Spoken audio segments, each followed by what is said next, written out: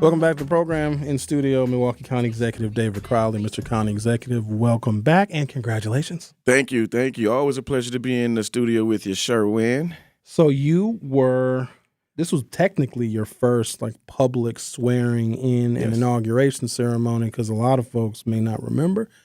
In April of 2020 or May of 2020, there was something going on in the world to where we couldn't really gather in public. So you missed out on having a big public inauguration. No, so May 4th, 2020, when I was first inaugurated, it was literally on my porch steps. We brought a podium. We sat on the porch steps. We always wearing masks and social distancing outside. And I never got a chance. I couldn't even hug anybody because we didn't know what COVID-19 was, what the pandemic was. But to be able to spend some time with supporters, family, and friends here at the 3rd Street Market, and then going over to the Milwaukee Symphony for a reception, I was ecstatic. I was extremely encouraged, and honestly, it absolutely gave me some second wind for this next term. So I appreciate everybody who came out, and also want to say thank you again to everyone who came out this past April and voted for me. And it's interesting that there are some politicians that dare ask, are we better off now than we were 4 years ago? And your inauguration was a perfect example. You couldn't even really have one. We couldn't gather in public and celebrate and have normal, regular human interactions. So I would agree that we are certainly better off now than we were 4 years ago.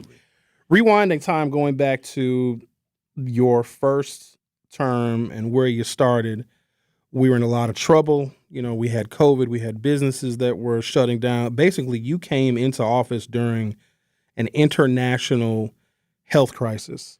We were able to, battle through that. And you're also able to get a number of things accomplished during your first term. So share with us some of the things that you accomplished during your first term that you're most proud of. Well, I absolutely appreciate that. Let's just be honest. The people living in this community and all across the country, across the world, they were pressed and stretched like never before in our history, just dealing with this pandemic. We had families who were facing evictions. We've seen mental health conditions rising, like anxiety and depression, and there weren't many places for people to go. I mean, we've seen businesses, we've seen nonprofits who are literally being threatened with insolvency during this time. And so we found ways to really make sure that we can lift up this community. We made sure, one, to save thousands of families, working with community advocates to save them from facing different types of evictions. We helped many different small businesses and nonprofits, infusing some dollars, some resources, so not only they can stay afloat, but they can also deliver many different types of services that so many people in this community relied on. But we've also been able to tackle, long-term issues. At Milwaukee County, we believe that by achieving racial equity, we can become the healthiest county in the state. And health isn't necessarily just about the physical. We're looking at the mental as well. But the social determinants of health says that we have to focus on transportation. We have to focus on housing. So having the largest push of affordable housing, particularly in suburban communities, is something that I'm excited about. And even when I think about, moving forward, how we're going to be looking towards creating a housing trust fund at the county level moving forward.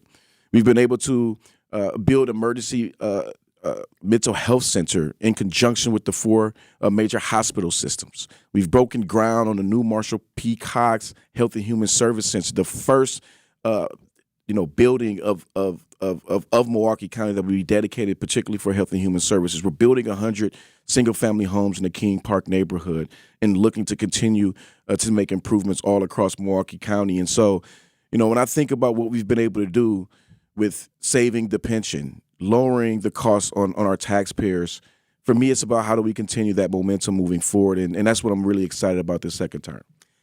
Can't do a lot of that stuff if we have a revenue problem and if our shared revenue has been stalled. So you were able to put together some bipartisan support to get Milwaukee County readjusted to a new fiscal situation with a modest sales tax increase, and if I'm not mistaken, an increase in shared revenue. So I think that's something to be very proud of as well, because working with this incarnation of the Republican Party, especially if you were from Milwaukee, proved to be very, very difficult. So that's helped us out tremendously. Absolutely. I also heard that somebody building us a brand new big old museum. That's something to talk about. Right? Oh, it's beautiful. I've seen the renderings. It's going to be fantastic. Yeah, it's funny because when you talk about the things that I'm most proud of in the past 4 years, it's hard to keep a running list of everything. The public museum is going to be key for us moving forward. It's a huge cultural asset, not just for Milwaukee County, but for our entire region, our entire state. We get young people from the entire state of Wisconsin. We also get young people from Illinois who comes up to Milwaukee to spend money to get some enrichment. Researchers come here to learn more about all the artifacts that Milwaukee County owns. And so to have this partnership with the state of Wisconsin, with the public museum is going to be tremendous because we know that this is also going to help transform a downtown city of Milwaukee. But, for me, it's just about continuing this stuff, right? And when I look at the public museum, I think about the other aspects that we have to tackle. And so I know there's more infrastructure projects that we're going to be tackling, whether we're talking about the public safety building. But I think there's more we could be doing around transportation infrastructure. And we know that the federal government has looked at Milwaukee as a high priority region when it comes down to transit infrastructure projects and improvements. And so we're just going to capitalize on that. Like, how can we utilize and invest in our Mitchell International Airport to catalyze this as and really grow it as an asset, an economic asset, not just for Milwaukee, but for our entire region. And you all are going to continue to hear me talk about the region because Milwaukee, we are the economic state and the engine. And so we help all communities in that surrounds us. And so how are we going to be intentional moving forward to make sure that we get everything that we need in those partnerships, in those relationships to make sure that our economy is growing, but also when it comes down to policy changes that we need in order to thrive as a community, particularly at the state level. Speaking with Milwaukee County Executive David Crowley, I'm a huge fan of diverse and varied offerings when it comes to public transportation. I'm a huge fan of rail. Quite honestly, I think that is the only thing, if I look back over the last 20 or 25 years on all of the expansion of downtown and the growth of our city, the only thing that is missing is rail. And imagine where we would be had the light rail system been put in. But also it would take vehicles off of the road. It would reduce our carbon emissions, and it also would probably cut down on this plague that just won't go away. It is reckless driving. I know that you've made some efforts in your first term on curbing and eliminating reckless driving. Talk about some of the efforts to continue curbing and reducing and hopefully eliminating reckless driving in your second term. I mean, we have to, right? I mean, when we think about this past, 2 weeks, right? We had a 4-year-old girl who was just died in a hit and run on the north side of the city. We had, prior to that, we had 2 vehicles who were traveling at high speeds, literally run into 2 different Milwaukee County buses where people's lives were lost. And on top of that, that cost Milwaukee County about $2 million worth of damage in our buses.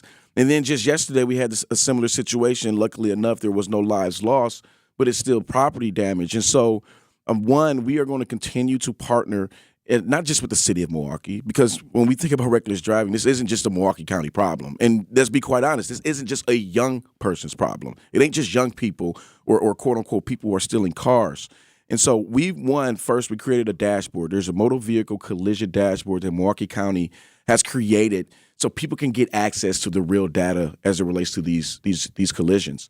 And we're not calling them accidents anymore because accidents are completely avoidable. I mean, accidents aren't avoidable, but what we've been seeing have been completely unavoidable of people just really just driving reckless. And so we are reimagining our roads.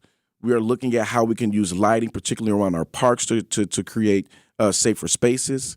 But we are going to need a partnership at the state and federal level to make sure that we have enough resources to look at redesign strategies. But I would also argue that we have to continue to talk to the state. And for me personally, I do think that we need to look at what tools that we can have in our toolbox to help relieve some of our officers of having to deal with this crisis on the road so they can actually go out there and deal with some of the most egregious crimes that are happening. These segments go quick, Mr. County Executive. One more thing I want to touch on. May is Mental Health Awareness Month. I know there's been some real dedicated focus on your part, on behalf, also on your administration, focusing on mental health. Continuation of that during the second term, I'm assuming? Oh, we have to. Mental health is something near and dear to me, something that has affected my family in many different capacities. But if we're going to talk about mental health, that also means that we have to talk about the substance use that we see also happening in our community.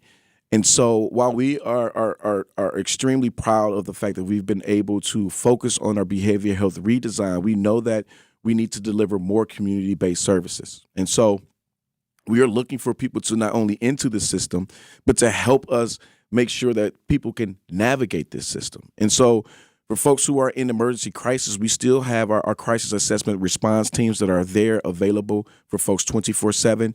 If you know anyone that is in crisis, you can call our crisis hotline, which is open 24/7 at 414-257-7222.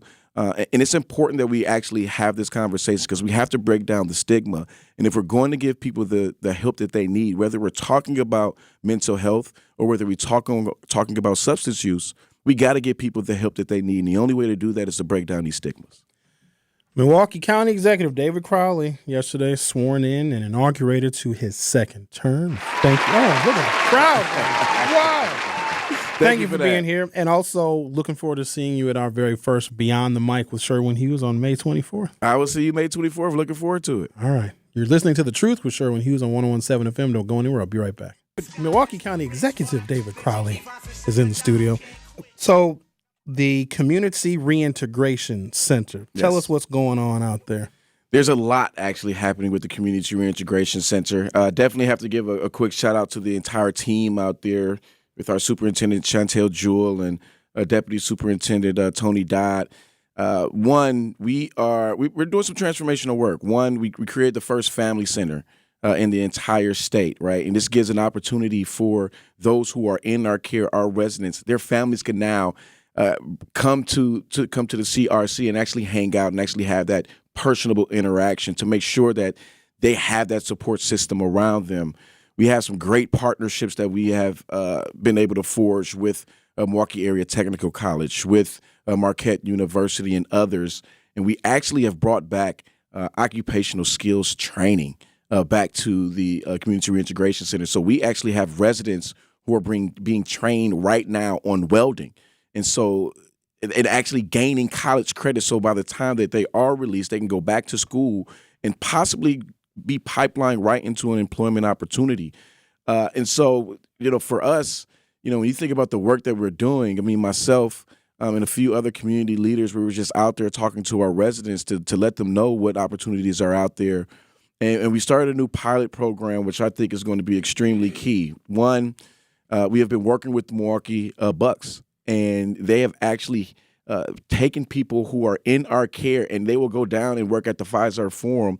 And this just a couple weeks ago, 6 members from the CRC who are being released are going to have full-time jobs at the Pfizer Forum, working in many different capacities down there.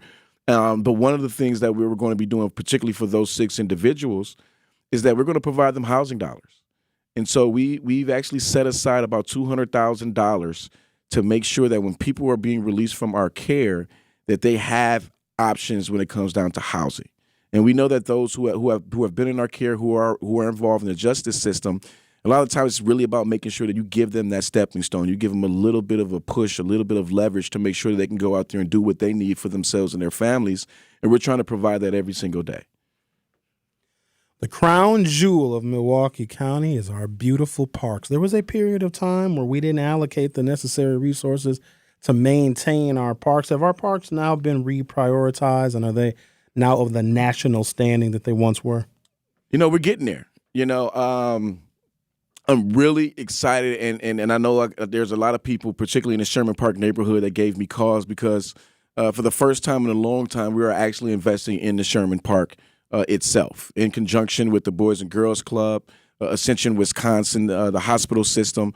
We are going to reimagine the Sherman Park, park. And so when you think about this particular park, it's about how we're going to change the facade. We're going to put down some new basketball courts. We're going to, see a new, playground down there.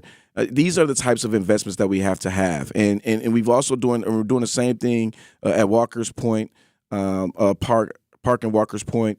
But every day, I would say that we're leaning on our community, our constituents, to figure out how we can invest more in our parks. And if it wasn't for folks at the Milwaukee Parks Foundation, with Rebecca Stoner and Adam Carr down there, who's doing a phenomenal job and partnering with different types of businesses, partnering with our community to help, bring about change and really encourage people and really,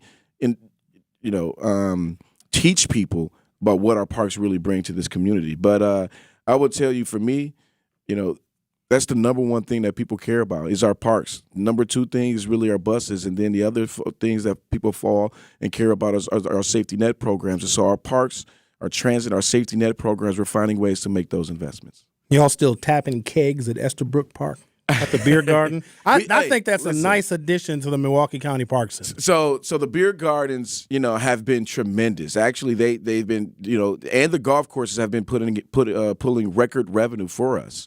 Close to $2 million, and so the beer gardens are going on. This year we haven't tapped too many kegs because we had some botched keg tappings last year. Which, that's unacceptable.